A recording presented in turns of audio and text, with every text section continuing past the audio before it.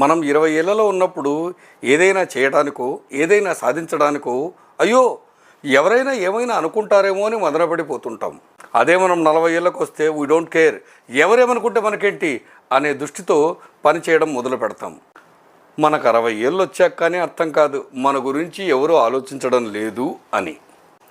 అనవసరంగా మనమే ఎవరైనా మన గురించి ఆలోచిస్తున్నారేమో అనుకుంటారేమో అని మన మెదడుకు మనమే రాంగ్ సజెషన్ ఇస్తున్నాం.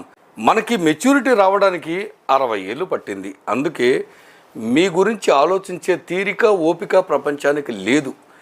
ఎవడెవడి తలనొప్పులు వాడికి ఉన్నాయి కాబట్టి ఎవరేమనుకుంటారో అనే రాంగ్ కాన్సెప్ట్ను మైండ్లో నుంచి తీసేసి సమాజాన్ని నొప్పించకుండా ఎవరికి ఇబ్బంది కలగకుండా చట్టబద్ధమైన పని నీకు నచ్చినట్టు నువ్వు చెయ్యి. This is your life, your rules.